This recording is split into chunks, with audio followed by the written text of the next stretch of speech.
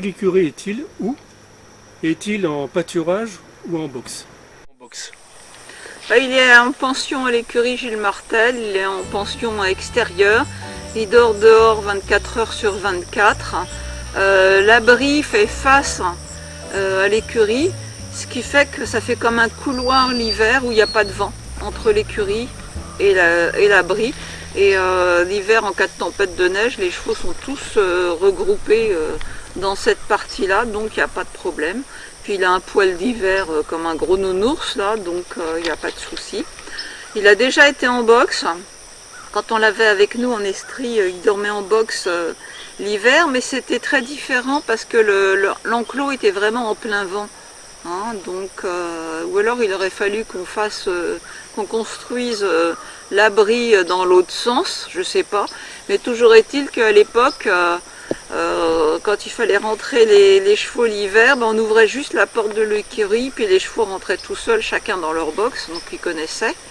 Mais là, actuellement, c'est parfait pour lui. Il est dehors, il a tout l'espace dont il a besoin. Il est avec ses copains. Actuellement, ils sont 5 chevaux.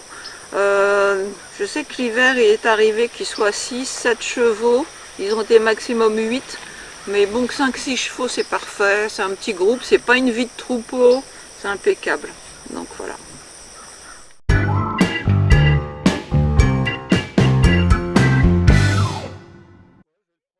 Qu'est-ce que ton poilu t'apporte?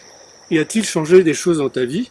Et en sous-question, le fait qu'il soit sous ta responsabilité doit avoir un impact sur ton organisation de vie.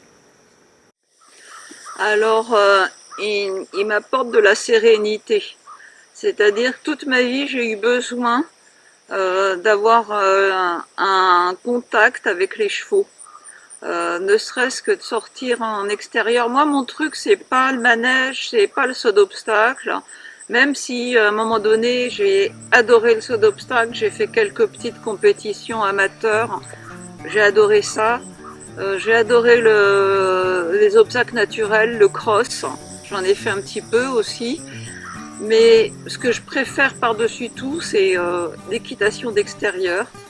Et à un moment donné, il y a eu des périodes dans ma vie où j'ai pas monté pendant quelques années, mais ça n'a pas été très long, heureusement.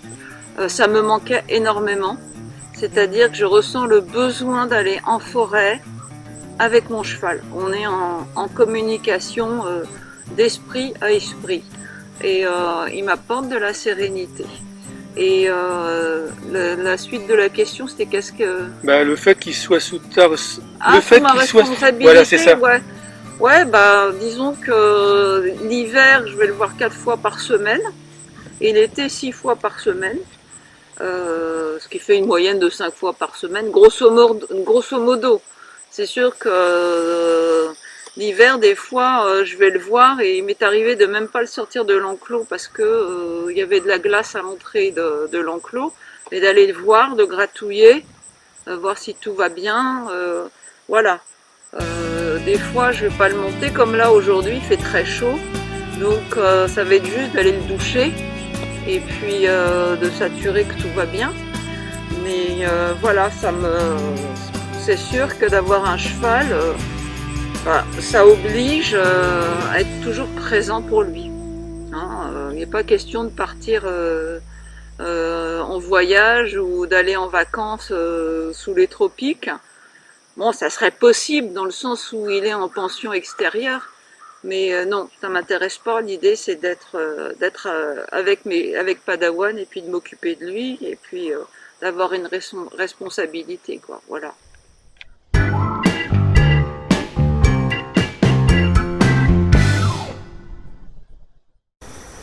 Comment tu t'en occupes? Combien de fois par semaine?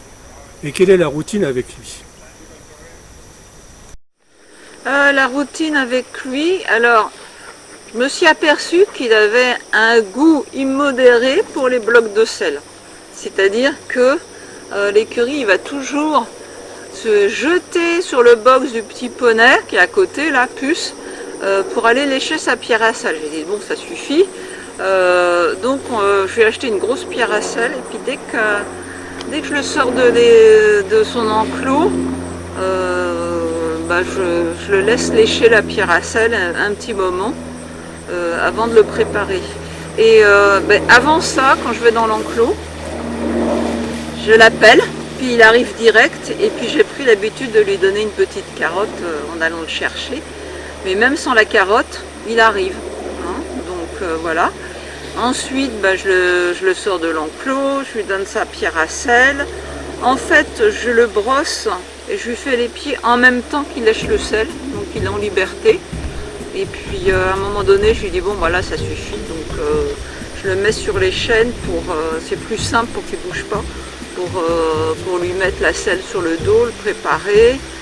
Et puis après, je vais le monter. Des fois, il m'arrive de le longer simplement. Mais j'avoue qu'en ce moment, je le monte direct parce qu'il aime bien aussi aller en sortie, quoi. Donc on se fait une balade et puis au retour, je lui donne son grain, il mange de l'orge. Je lui donne pas de moulé avec des trucs fancy là, de sels minéraux et machin. Il a son sel à l'avance, puis il a son orge, qui est l'alimentation vraiment la plus naturelle. Moi je fais ça à la française, hein. En France, l'alimentation traditionnelle du cheval, c'est le foin, la paille, on en fait manger de la paille de blé, l'orge ou l'avoine, mais l'avoine échauffe vraiment trop le sang, donc ça les rend un peu trop speed, donc je ne donne pas d'avoine. Orge, pas d'avoine pour padawan, ça c'est le mauvais jeu de mots, et puis du sel. Hein, donc moi j'ai gardé cette habitude là, j'aime pas trop les granulés, moi je me suis aperçue que ça manque un peu de romantisme ce que je vais dire, mais les chevaux qui mangent les granulés ils sont tout le temps en train de péter, donc je trouve que j'ai l'impression que c'est plus difficile à digérer. Et puis c'est pas un cheval de compétition, donc il n'a pas de besoin particulier pour faire du saut d'obstacle ou des choses comme ça, donc juste de l'orge et puis c'est tout. Par contre, ce qu'il n'y a pas ici au Québec, c'est que comme il n'y a pas tellement de paille de blé, on ne peut pas leur donner de paille, c'est un petit peu dommage, mais donc il a du foin et de l'orge, voilà, c'est son alimentation, plus l'herbe en été.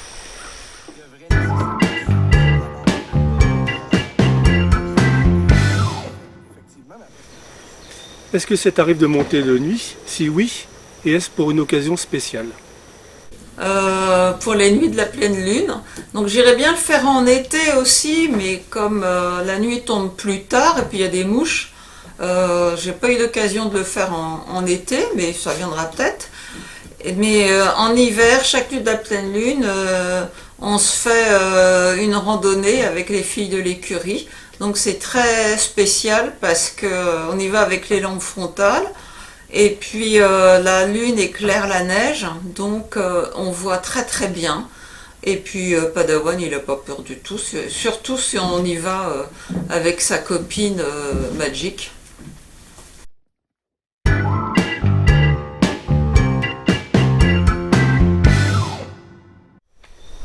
Arrives-tu à comprendre son comportement, à les décoder et arriver à entrer en communication mutuellement? Ouais, des fois on discute tous les deux quand je suis en balade avec lui. Je lui dis tiens, il y a des mouches, tiens, il y a un papillon, etc. Je lui raconte, hein. Puis il me parle aussi parce qu'il vocalise énormément. Nous, on est bon, Et hein. puis, des fois, je lui dis, tiens, il y a des mouches, hein. C'est ce que ça m'est arrivé il y a 2-3 jours. Et puis, il me répond en même temps. Il me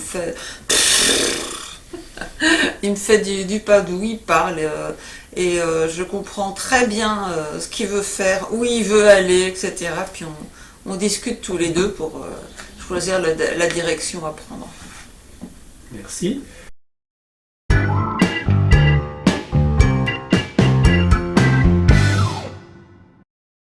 Trouves-tu que les méthodes d'entraînement ont changé au cours de ces dernières années? Je ne sais pas si c'est les méthodes d'entraînement qui ont changé au cours de ces dernières années ou le simple fait que maintenant je monte au Québec alors qu'avant je montais en France. Quand je suis arrivée au Québec, j'ai découvert l'équitation western et des cavaliers western qui entraînaient leurs chevaux en liberté. Avant ça, je n'avais jamais vu longer un cheval en liberté, je ne savais même pas que ça existait. Donc ça c'est quelque chose de nouveau pour moi qui vient d'équitation western, le fait de longer les chevaux en liberté. Donc après j'ai appris ça, longer un cheval en liberté. Et puis effectivement, je sais pas si en France ça a beaucoup évolué, je sais que ça a évolué, mais j'ai l'impression que ça a évolué moins rapidement qu'ici. Donc j'ai découvert qu'on pouvait monter aussi sans bride, sans mors, sans cravache ni éperon. Voilà. Moi avant je montais avec, surtout j'ai fait du dressage classique, et le dressage classique c'est la bride complète, c'est-à-dire un mors de filet plus un mors de bride, double renne, mais le cheval il a deux rennes, deux morts dans la bouche. Ce qui ne veut pas dire qu'on lui tire dessus, c'est pas parce qu'il a deux morts qu'on a une main forte, hein. J'avais une main très légère quand même, hein. Faut pas non plus penser que c'est brutaliser le cheval, hein. Non, non, c'était pas ça. Mais quand même, demander une finesse au millimètre près, baisser la tête, tout ça. J'utilisais le stick, hein, donc la cravache de dressage des fois pour avoir une petite action derrière la jambe pour renforcer l'action de jambe. Les éperons, c'était pas pour lui rentrer dans les flancs, mais c'était justement pour demander un petit peu plus de précision. Des fois, il suffit de lever un tout petit peu le talon pour décaler le cheval, donc lui faire du travail de dressage sur deux pistes, à savoir avancer un peu en diagonale.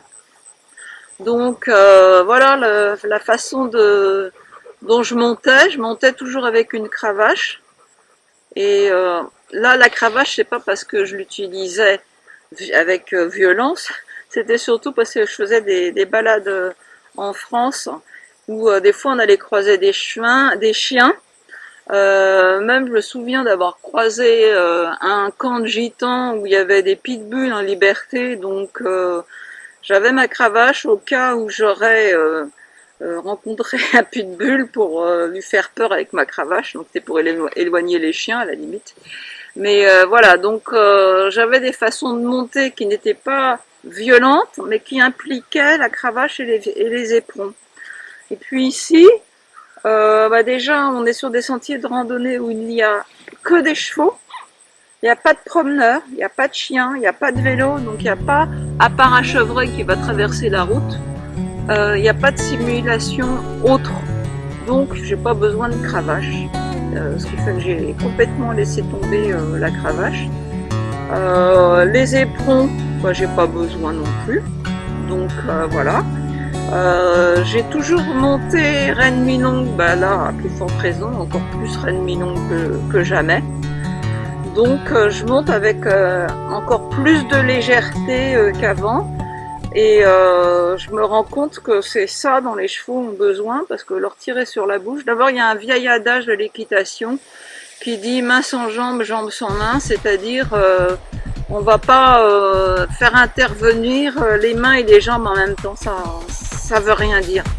Hein, on va pas faire accélérateur frein en même temps, freiner le cheval et lui donner des jambes en même temps, faut vraiment avoir le plus de légèreté possible. Hein.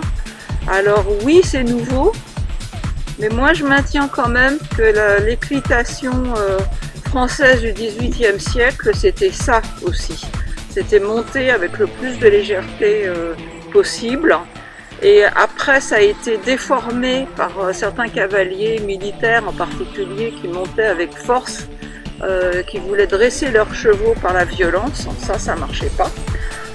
L'équitation classique à la française, c'est l'équitation de la légèreté. Et j'ai retrouvé un parallèle avec l'équitation éthologique, notamment Parelli, et puis plus récemment Andy Booth, qui monte les chevaux en liberté. Et je trouve que ça, c'est vraiment quelque chose de bien. Et puis on fait beaucoup plus attention aux besoins du cheval. Pour moi, l'idéal, ça serait d'avoir des chevaux en paddock paradise, c'est-à-dire que ils ont des chemins, enfin ils vivent en liberté, puis on va leur faire des petits parcours des stimulations pour les pousser à les manger dans des filets à foin pour qu'ils ne mangent pas trop d'un coup, pour se diriger d'un paddock à l'autre, toujours en liberté. Et donc ça, c'est vraiment quelque chose de bien, quoi. Donc voilà.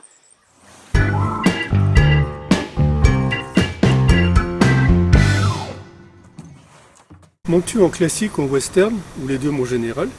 Quel type d'entraînement fais-tu? Et où? Et en sous-question, est-ce que tu as déjà fait appel à une entraîneur ou un entraîneur d'équitation? Et pour quelle raison? Alors, à la base, je monte classique. J'ai été amenée à monter avec une selle australienne parce que Padawan n'a pas de garrot et puis une selle classique sur lui ça tourne. Donc j'ai trouvé que la selle australienne c'était pas mal parce que c'est l'intermédiaire entre classique et western, à savoir qu'on est un petit peu plus en arrière sur la selle que sur une selle classique, mais pas tant en arrière que sur une selle western, c'est un peu intermédiaire. Donc après, je sais pas si je monte classique ou western, c'est un peu entre les deux. Voilà, je monte classique, j'ai le style classique sur une selle australienne avec les rênes mi-longues.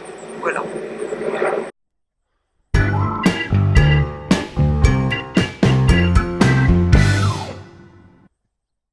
Montes-tu seul ou avec d'autres cavaliers? Et quel est votre type de balade, ou ton type de balade? Et en sous-question, les 3 allures, tu dois faire ça les doigts dans le nez, hein. Alors, les deux. Quand je monte toute seule, j'en profite pour faire des grandes balades, hein, surtout en été où on a accès à beaucoup plus de sentiers qu'en hiver. Et dans ce cas-là, c'est aux 3 allures.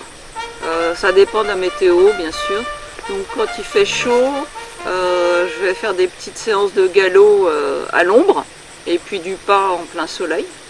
Mais disons que ma façon de monter est plus sportive quand je suis toute seule. Quand on est en balade, d'abord ça dépend des chevaux avec qui on est. Avec Pico c'est que du pas, donc on fait que du pas. Ce qui me convient aussi, hein, c'est tranquille. Avec Magic et Shelby, c'est tranquille aussi. Mais on fait quand même les 3 allures, pas trop galop. Avec Daisy, on se fait aussi les 3 allures, pas trop galop. Là en ce moment il y a Cachou qui est en éducation, donc on a fait que du pas avec. Mais c'est vrai que quand on monte à plusieurs, on est souvent que au pas. Hein, parce qu'au moins on est sûr des réactions des chevaux entre eux. Des fois il y en a un qui va faire l'imbécile, donc au pas, tranquille, quand on est à plusieurs. Donc voilà.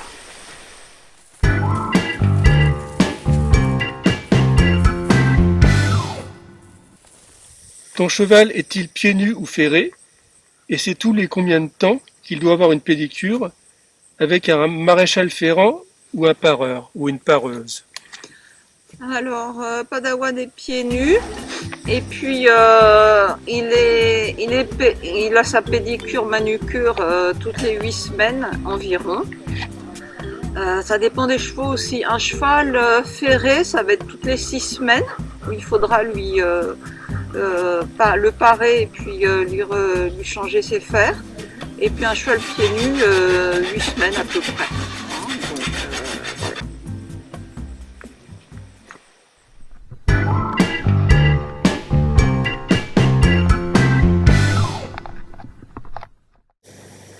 A-t-il des bottes? Si oui, quel type? Et est-ce qu'il les porte tout le temps ou juste à certaines périodes de l'année? Alors Padawan a des bottes, il les porte que l'hiver, parce qu'il m'a clairement fait comprendre, arrivé au printemps, qu'il ne voulait plus les mettre. Il m'a mis un coup de nez dessus quand j'essayais de lui mettre, il ne voulait pas. Alors que l'hiver, quand je lui mets, il avance son pied, il n'y a pas de problème. Donc il m'explique très bien ce qu'il veut. Il a des bottes Cavallo, les plus grandes tailles possibles avant de passer au format cheval de trait. Et il a des crampons vissés dessus en permanence. Au départ, je pensais lui mettre une paire de bottes sans crampons l'été, puis une paire de bottes avec crampons l'hiver, mais comme il veut pas les mettre l'été, bah, il les met que l'hiver, et puis je trouve que c'est une sécurité, parce qu'il peut y avoir des plaques de glace sous la neige que je ne vois pas, donc au moins ça évite qu'il fasse du patinage artistique en hiver.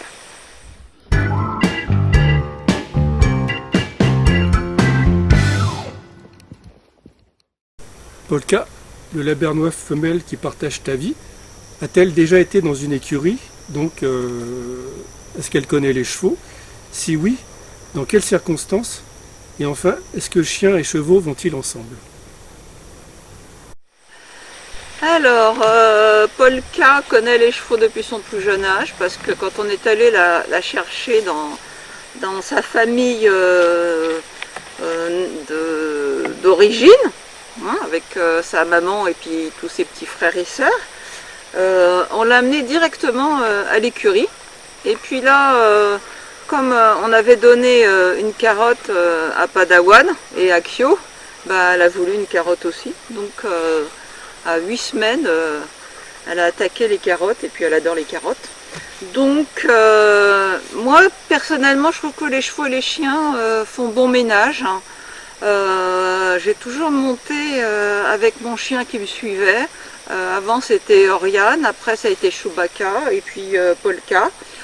Polka a été éduquée toute petite par Kyo, à savoir que elle devait avoir 3 mois, puis elle était trop près des pieds de Kyo.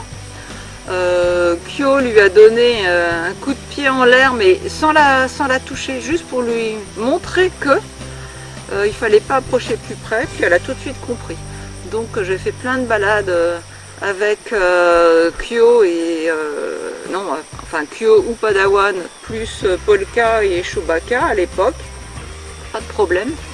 Mais là il faut reconnaître qu'au club des cavaliers de Sainte-Catherine, comme il y a beaucoup de chevaux, beaucoup de cavaliers, à la base les chiens sont interdits, ce qui fait que je ne l'emmène plus en balade, mais c'est plus simple parce qu'on ne connaît pas la réaction des autres cavaliers. Donc si on avait des chiens en liberté, là des fois on peut croiser certains jours 10 à 15 cavaliers. Si on avait 10 à 15 chiens en même temps, ça serait un petit peu plus difficile à gérer. Donc je ne l'emmène plus en promenade, à mon grand désespoir, mais bon, il faut reconnaître que c'est plus facile comme ça.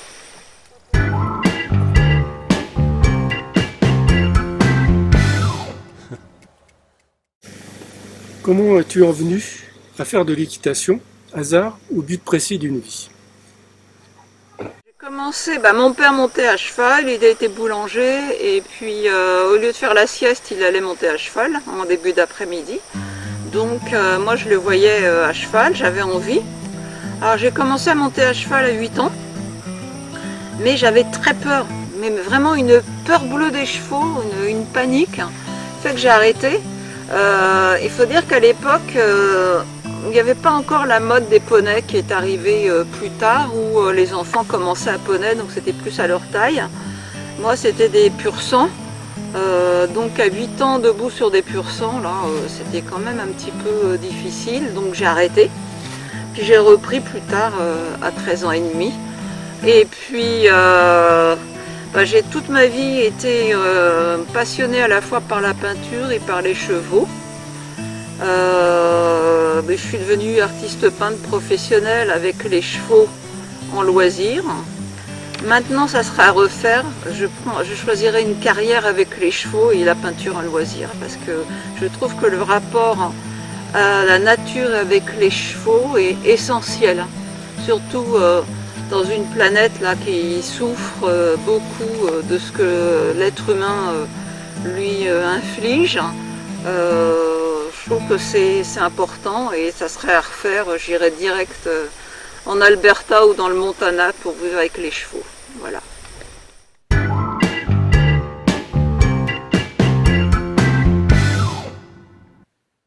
Donc tu as déjà répondu par rapport au fait que tu étais artiste peintre. Donc tu es artiste peintre et professeur de dessin et de peinture. Donc tu dois savoir dessiner et peindre les chevaux, n'est-ce pas? Et en sous-question, est-ce que tu auras des œuvres à nous montrer? Bah oui, alors j'ai fait un dessin au crayon de couleur de Kyo quand elle est en train de trotter à l'amble. J'ai fait une peinture acrylique de Kyo aussi. Padawan, je l'ai dessiné plusieurs fois au crayon de couleur. J'ai fait 1, 2, 3 peintures à l'huile de Padawan. Voilà, et puis sinon j'ai fait plein de peintures de chevaux, peinture à l'huile. Voilà.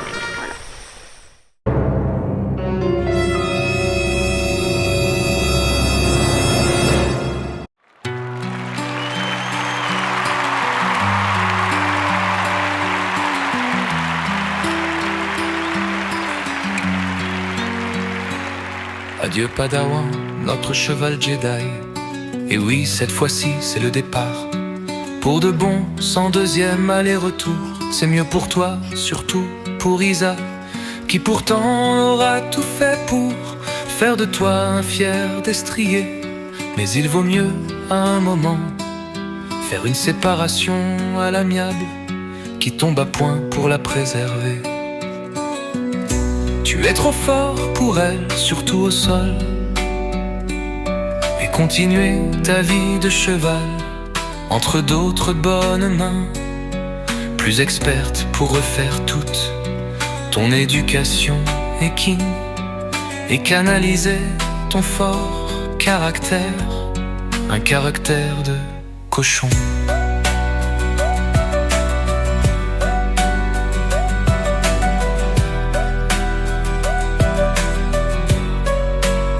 Parfois imprévisible, impétueux et sauvage.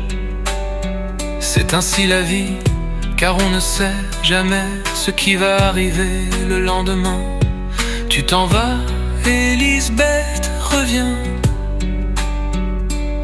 qui était partie pour que tu reviennes, a fait aussi un aller-retour qui aurait pu le prévoir, même pas le plus grand des scénaristes. Mais t'en fais pas mon cheval, tu auras toujours une place dans notre cœur pour les beaux moments passés ensemble. Depuis 2011, ça en fait du chemin. Et surtout ton retour en 2024, après un départ en 2018, aura permis à Isa de traverser un moment difficile et cruel de la vie. Alors heureuse va-t'en.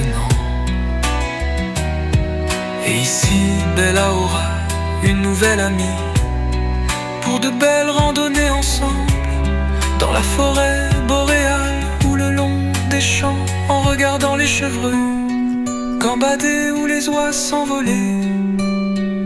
Merci encore, Padou, et bon voyage pour un bel avenir. Adieu.